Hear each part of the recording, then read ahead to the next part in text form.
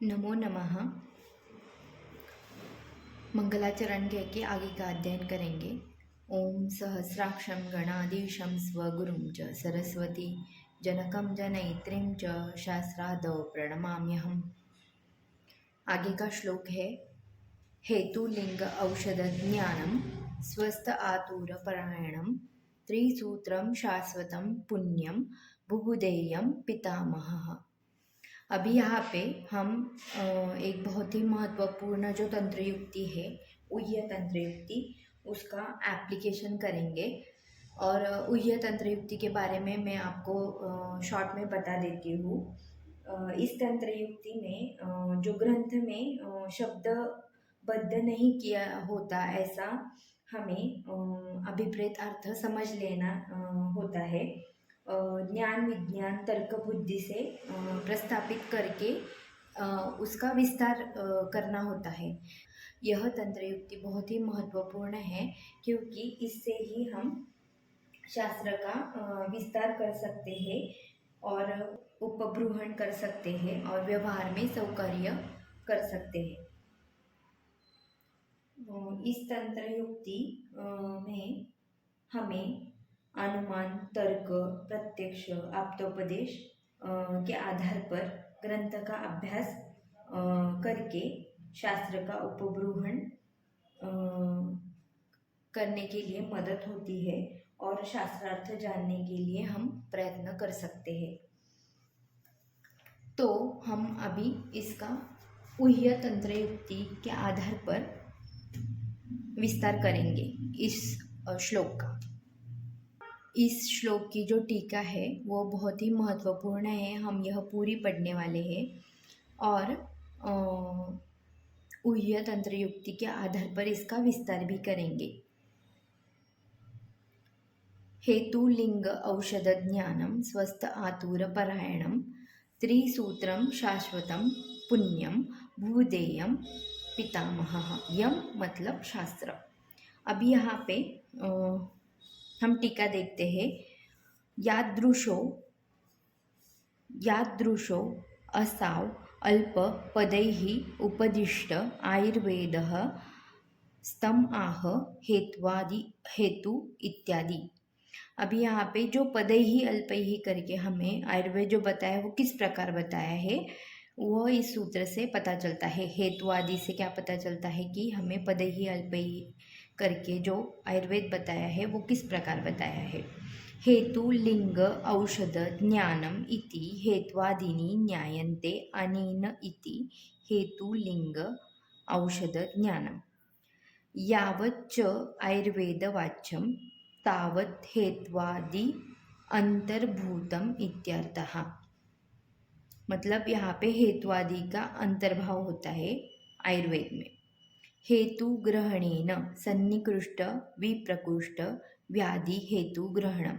अभी यहाँ पे जो हेतु लिया है उसमें क्या क्या इंक्लूडेड है, तो सन्निकृष्ट विप्रकृष्ट व्याधि के हेतु भी इसमें इंक्लूडेड है। लिंग ग्रहणेन च व्याधेः आरोग्यस्य च कृष्णम लिंगम उच्यते। केवल व्याधि के ही लिंग नहीं तो आरोग्य के भी लिंग होते हैं और वो भी पूरे। कृष्णम मतलब पूरे, उसमें हमें ग्रहण करने हैं, उसमें इंक्लूडेड है।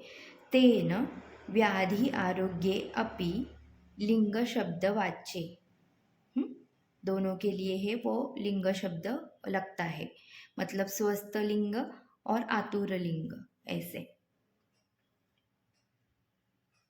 आगे यतः ताभ्याम अपि हि तद्लिंगम लिंगेत एव वक्ष्यति हि विषम आरंभ मूलानां ज्वरो एको हि लक्षणम विषम आरंभ मूलादैः ज्वर एको निगत्यते।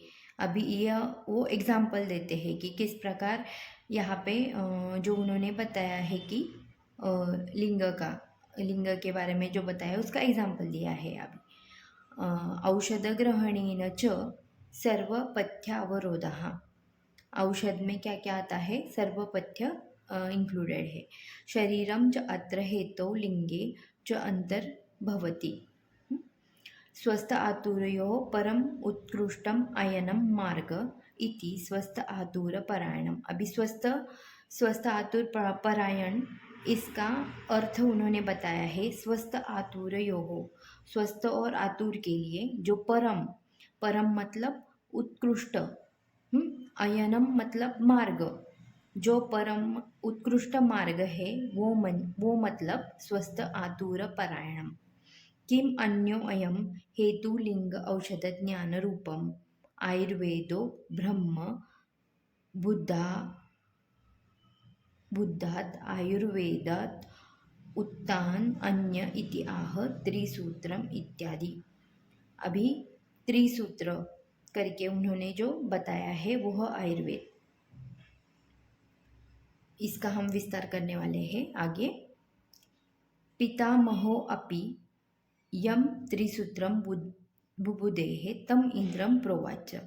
जो पितामह मतलब ब्रह्मा जी ने हमें त्रिसूत्र ऐसा शास्त्र दिया है, वही इंद्र हमें बताएंगे। प्रोवाच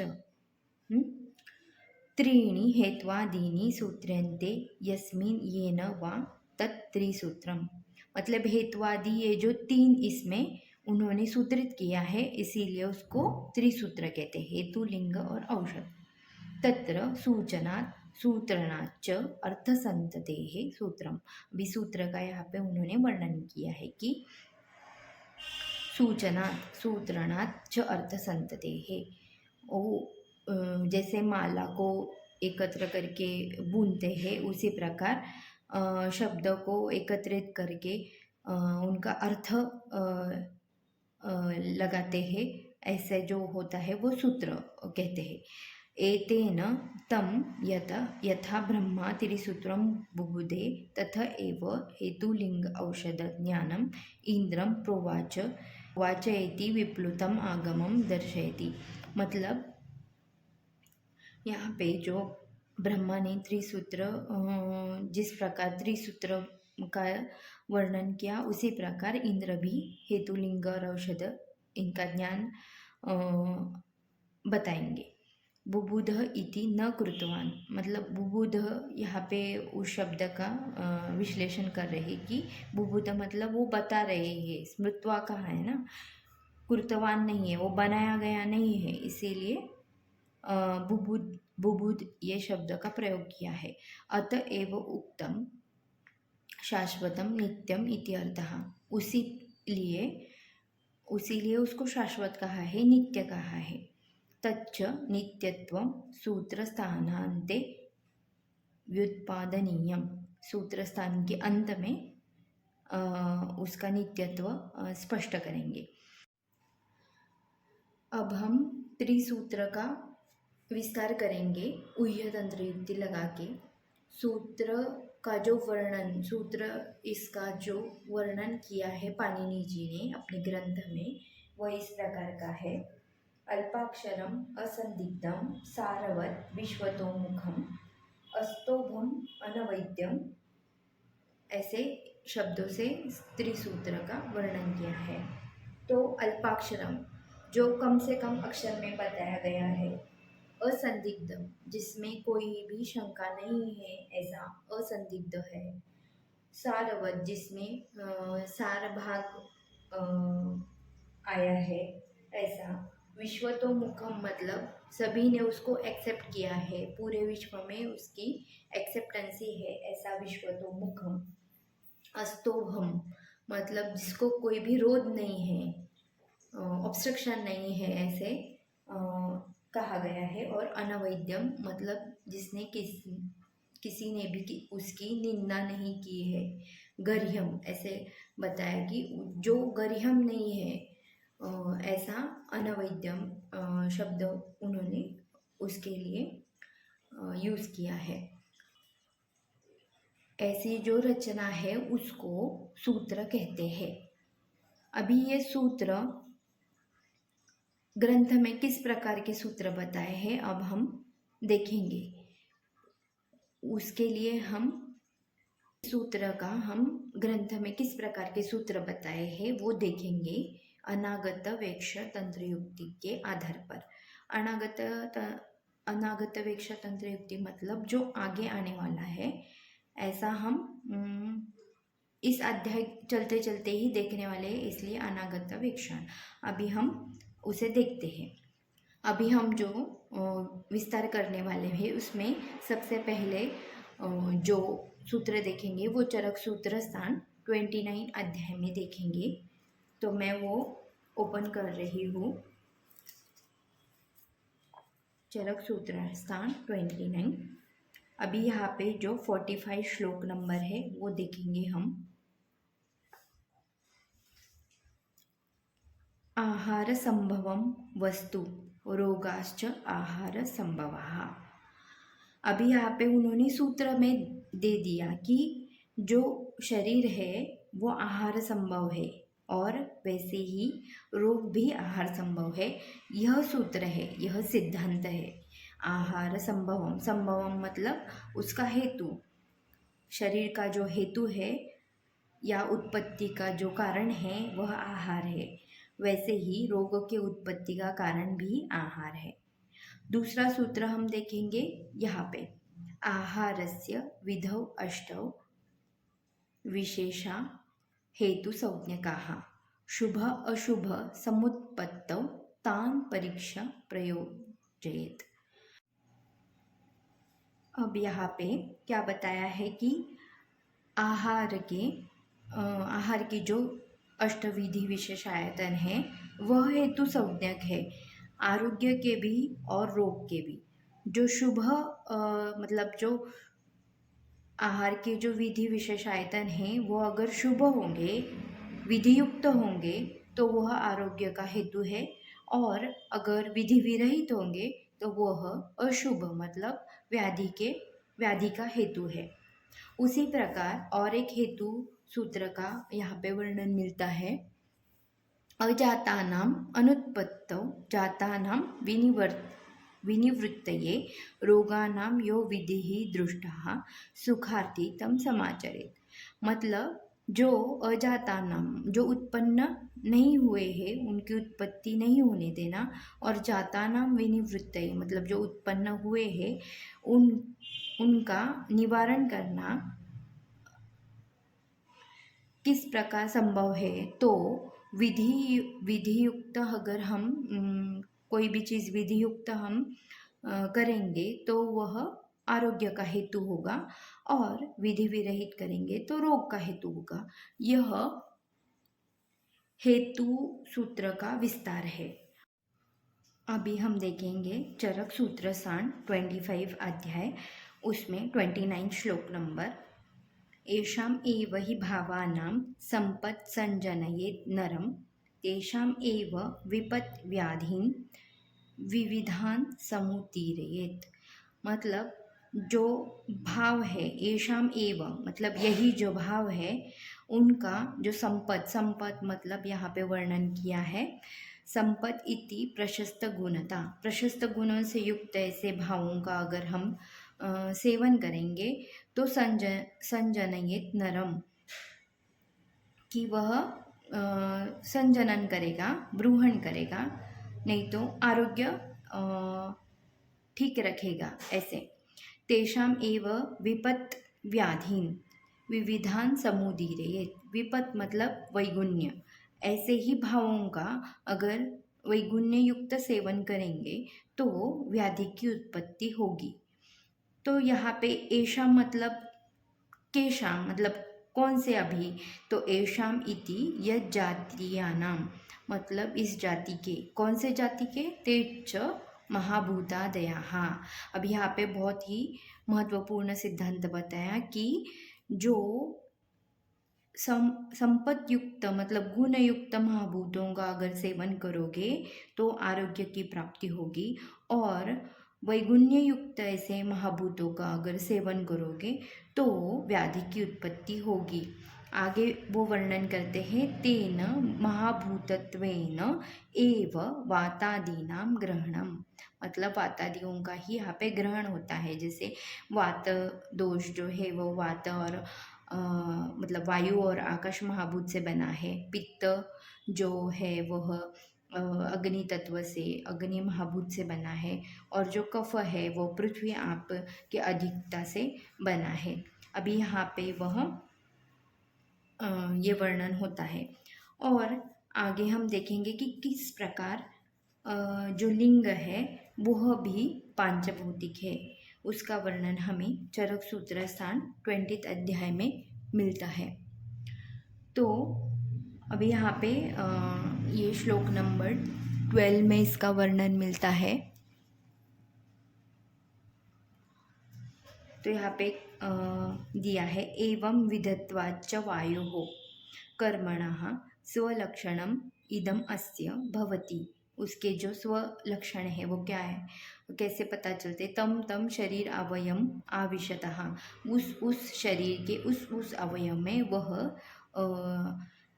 आविशतः मतलब जाकर क्या क्या लक्षण उत्पन्न करते हैं, तद्यतः स्रंस भ्रंस व्यास संग भेद साद हर्ष तर्ष कंप वर्त चाल तोद व्यथा चेष्टादीनी।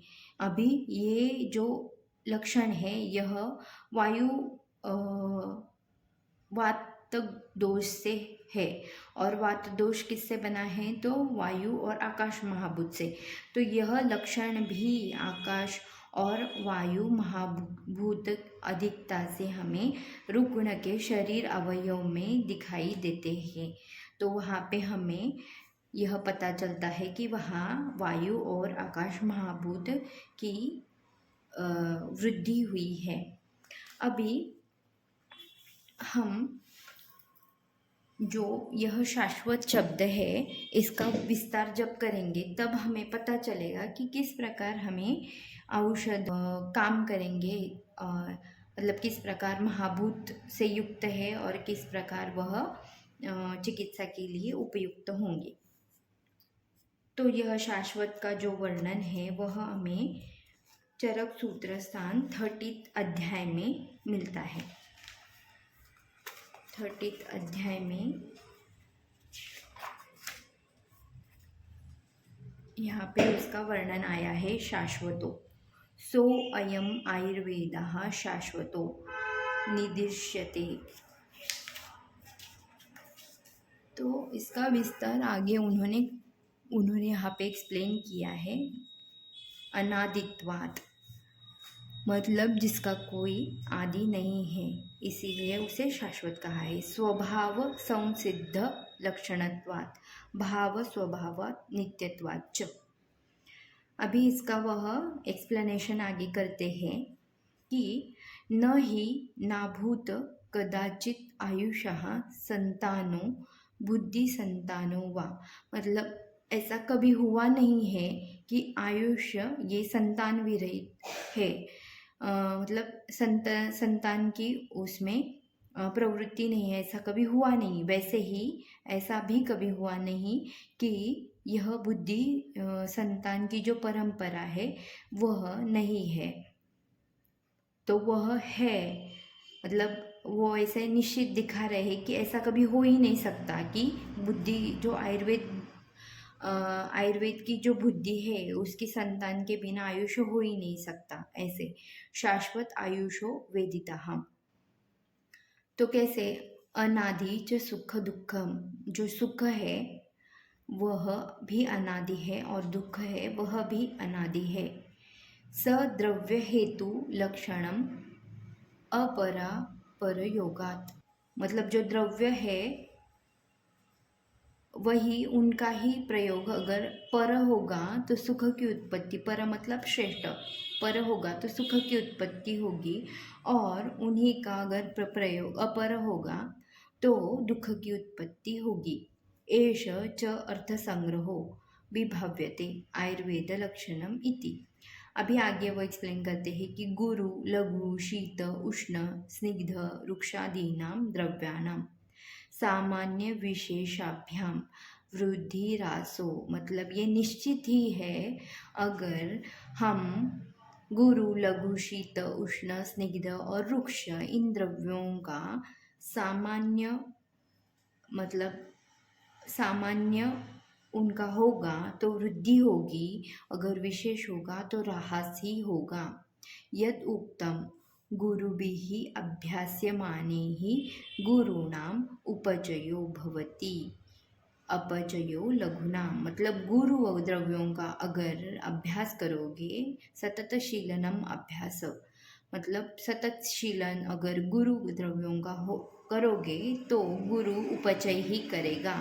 उसी प्रकार अगर लघु गुण का सतत सेवन होगा तो अपचय होगा। एवं एव इतरेषाम इति, उसी प्रकार इतर भावों का इतर गुणों का भी वैसे ही है। एष भाव स्वभावो नित्यः, ये जो भावों का स्वभाव है मतलब जो गुरु का स्वभाव है, लघु का जो स्वभाव है, यह नित्य है, यह कभी नहीं बदलेगा। ऐसे कभी नहीं होगा कि गुरु द्रव्यों का आप सेवन करोगे तो अपचय हो रहा है, ऐसा नहीं हो सकता। स्वलक्षणं च द्रव्याणां पृथ्वीव्यादीनां सन्ति तु द्रव्याणि गुणाश्च नित्य अनित्या, उनके जो गुण हैं, द्रव्य के जो गुण हैं वह नित्य है। तो जो यहाँ पे वो शाश्वत बता रहा है कि हम इस प्रकार औषध सूत्र है उसका एक्सप्लेनेशन हमें यहाँ पे मिलता है कि वृद्धि और ह्रास किस प्रकार होगा, और अगर लक्षण बड़े हैं कि अगर कोई महाभूत की वृद्धि हुई है तो उसकी चिकित्सा हमें ह्रास करना है। यह औषध सूत्र का विस्तार इस शाश्वत शब्द का हम जब ऊहन करते हैं तब हमें पता चलता है। और किस प्रकार त्रिसूत्र वर्णन, त्रिसूत्र शास्त्र का वर्णन अग्निवेश जी ने बताया है उसका हमें ज्ञान होता है। यहाँ पे हम आगे का श्लोक लेकर इस अध्ययन को समाप्त करते हैं। सो अनंत पारम त्रिस्कंदम आयुर्वेदम महामतिः यथावत् अचिरात् सर्वं बुबुदे तन्मना मुनिः। Thank you.